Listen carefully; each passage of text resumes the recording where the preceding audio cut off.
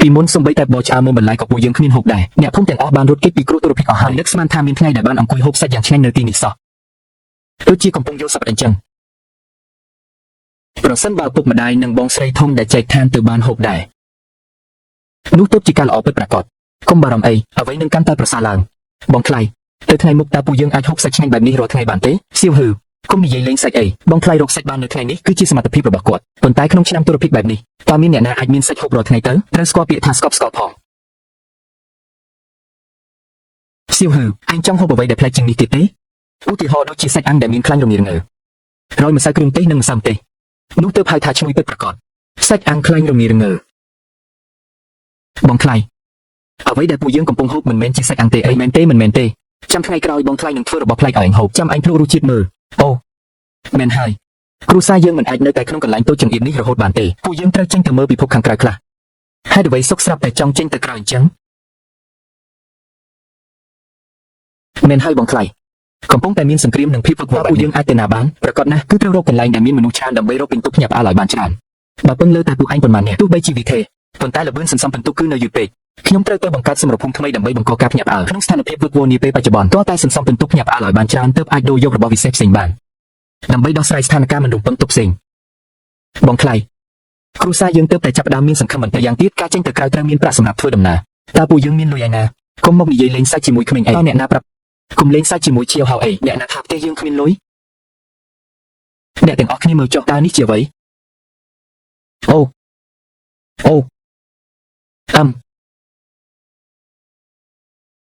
ដុំមាសខៃវែងតើបងបានដុំមាសនេះមកពីណាវាធំខ្លាំងណាស់ប្រកបណាស់គឺបានមកពីឃ្លាំងរបស់ភូមិខ្យល់ខ្មៅបងថ្លៃកំពុងប្លន់អ្នកមានជួយអ្នកធ្វើអំពើយុត្តិធម៌ចុះសុខវាព្រះអើយបងយកទ្រព្យសម្បត្តិពួកគេមកអស់ហើយមែនទេយ៉ាងណាមិញទ្រព្យសម្បត្តិពួកគេសុទ្ធតែចម្រិតទាបពីប្រជាជនជាជាងទុកឲ្យពួកចៅប្រៃទាំងនោះខ្ជិះខ្ជាយប្រគល់ឲ្យខ្ញុំទាំងអស់វិញល្អជាងហាបងថ្លៃបងចង់មានន័យថាបងជញ្ជូនទ្រព្យសម្បត្តិពីភូមិខ្យល់ខ្មៅមកអស់ហើយមែនទេចុះវានឹងមានច្រើនប៉ុណ្ណាទៅចំពោះរឿងនេះពួកឯងទៅមើលក្នុងបន្ទប់ក្បែរនេះទៅនឹងដឹងហើយដូចពាក្យគេថាបើមានលុយក្នុងដៃពិភពលោកជារបស់ខ្ញុំហាអូបាទនេះច្រើនណាស់នេះលុយច្រើនណាស់បាទ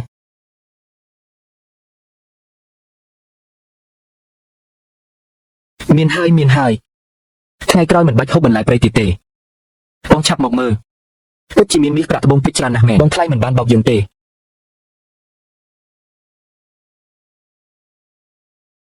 អូ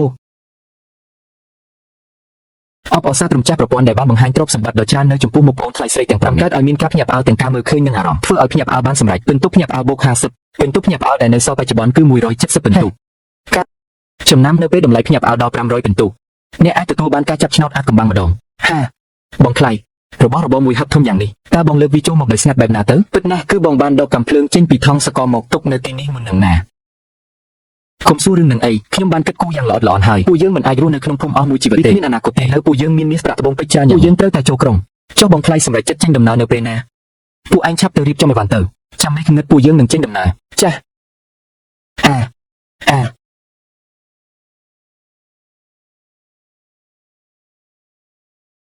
បងបានសម្រាប់យ៉ាវយឺនឹងបាក់ពួករបស់គេឥឡូវថែមទាំងប្លន់បានទ្រព្យសម្បត្តិដ៏ច្រើនស៊ីបាបែកាហើយពួកដែលនៅសល់ពីភូមិខ្យល់ខ្មៅសារយើងសង្ស័យជាចប់មិនខានយ៉ាកុំបារម្ភអីឆាននតូចពួកសេះសល់ពីភូមិខ្យល់ខ្មៅប៉ុណ្ណឹងខ្ញុំមិនខ្លាចឡើយ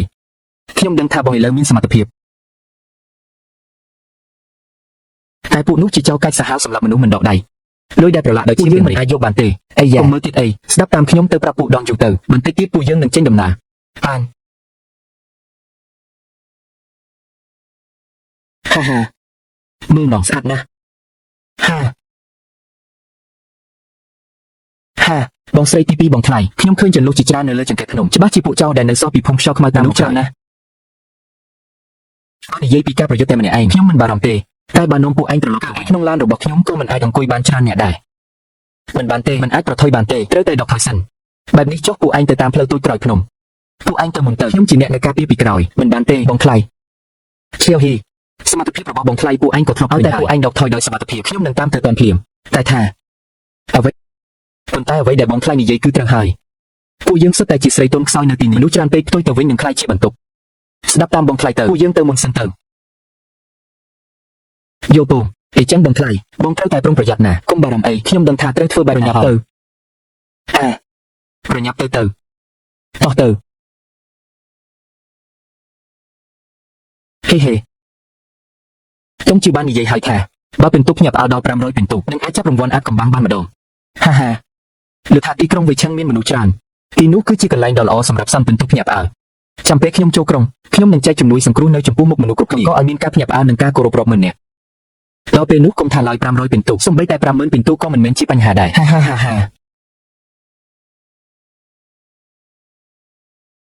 គ្រាន់តែគិតដល់ទស្សនវិជ្ជានោះគឺថាអែមហ្មង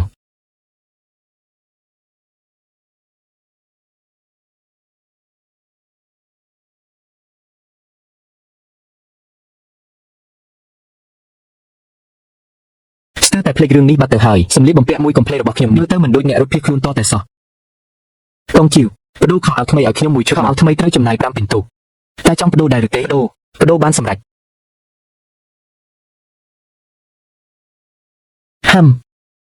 បែបនឹងទៅត្រឹមត្រូវបងថ្លៃស្រីជាទីស្រឡាញ់ទាំងឡាយខ្ញុំផង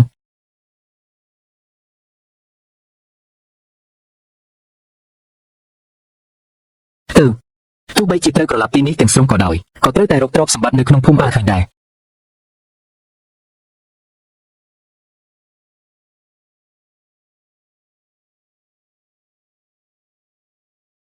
មេធំទី2ទៅតែរកឃើញហឹបកំណប់នៅក្នុងបន្ទប់នេះ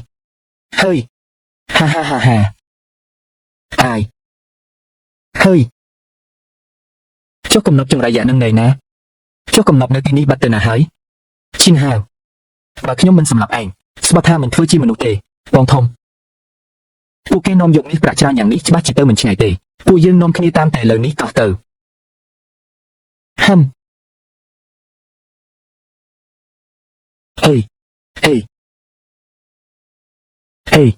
អេទៅរកអីញ៉ាំទៅ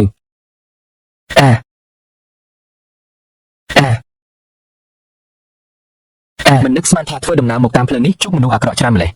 ហើយមានក្មេងច្រើនណាស់ដែលឃ្លានរហូតដល់សល់តែស្បែកដណ្ដប់ឆ្អឹងសម័យបុរាណដែលច្របូកច្របល់នេះពិតជាអណោចអាធម្មណាគិតទៅជាតិមុនខ្ញុំរស់នៅក្នុងសម័យកាលដ៏សុខសាន្តតែជាចេះតែត្អូញត្អែពេញមួយថ្ងៃរឿងចំណាយនៅខុសតែប៊ូតរឿងលុយកាក់ដែរពិតជារស់នៅក្នុងគំនោមាសគំនោប្រាក់ហើយមិនស្គាល់តម្លៃមិនបានទេជួយផងមានក្រដាស់ទេ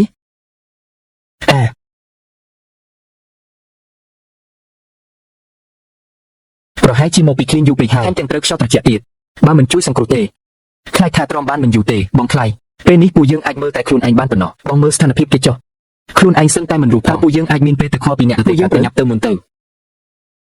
មិនបានទេបើបានជួបហើយក៏មិនអាចឈោមើលគេស្លាប់ដោយមិនជួយបានដែរបើបានជួបហើយក៏មិនអាចឈោមើលគេ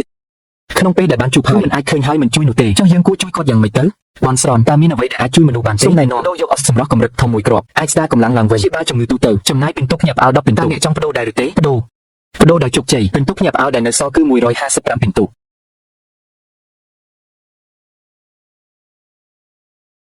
អូបងថ្លៃតើបងឲ្យគាត់ញ៉ាំអ្វីហ្នឹងថ្នាំទឹកមែនទេរបស់នេះប្រហែលជាមិនមែនជារបស់មិនស្អាតទេដឹងបងថ្លៃពួកយើងចេញមកលើកនេះប្រញាប់ខ្លាំងណាស់តើមានបានយកថ្នាំសង្កូវអ្វីមកពេលនេះសូម្បីតែខ្លួនយើងក៏ពិបាករក្សាសុវត្ថិភាពអាចទៅខុសពីអ្នកដទៃបានយ៉ាងម៉េចគាត់ក្នុងសភាពបែបនេះទៅមានតែពឹងលើខ្លួនឯងប៉ុណ្ណោះពួកយើងប្រញាប់ទៅមុនទៅអូហា